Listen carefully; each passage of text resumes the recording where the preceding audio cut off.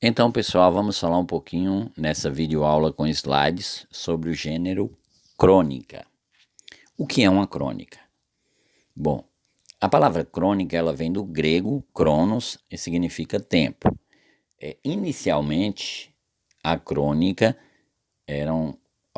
as crônicas eram registros históricos do passado. Então, um rei, por exemplo, num reino, então registrava as batalhas, as conquistas, as viagens, e aquilo recebia o nome de crônica. Quem fazia isso? O cronista.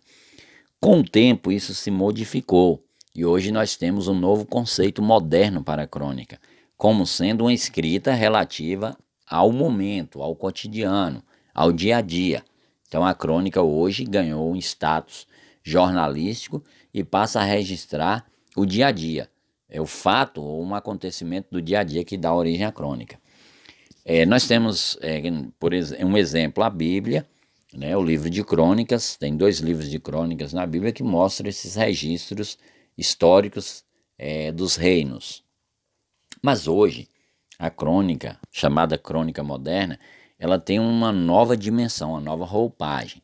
Ou seja, ela não está mais ligada ao passado, e sim ao presente. Então, é um olhar para o cotidiano.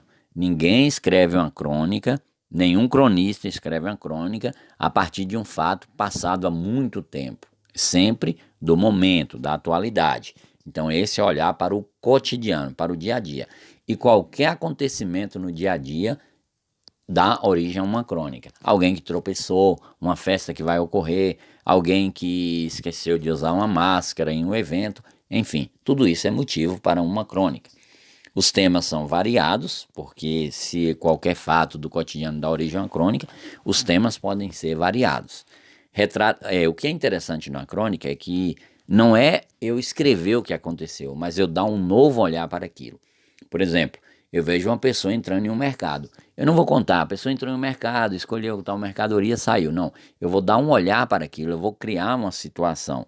Então, esse é o olhar subjetivo.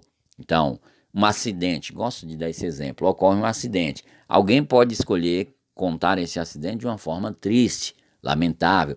Outro pode contar até de uma forma engraçada. Isso é o olhar subjetivo.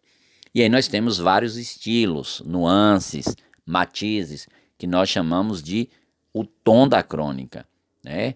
E pode ser narrativo, descritivo, dissertativo, mas tem um tom, ou seja, como eu acabei de falar do acidente, eu posso dizer um tom de humor, que é engraçado, lirismo, que é sentimental, reflexivo, que são as reflexões, ou irônico, que são as críticas.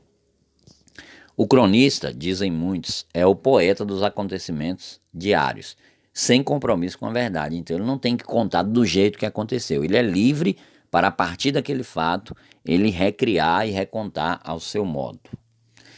Exemplo, a imagem mostra isso, esse prédio, belo prédio, observado por 4 pessoas. Cada um tem um olhar diferente, um olhar pessoal, um olhar seu. Alguém pode dar destaque à altura, alguém pode dar destaque à cor e assim por diante. Outro exemplo aqui que nós podemos ver, uma feira em cidades interioranas, há muito tempo atrás, quando vinham de carro de boi. Se alguém observar essa imagem, tem um olhar sobre ela. Outro pode ter outro olhar.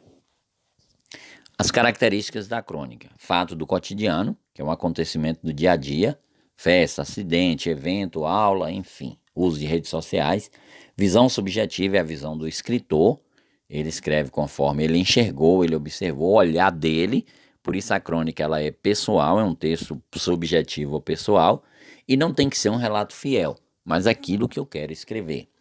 O tom da crônica é o efeito, o estilo, o tempero que eu dou àquele texto.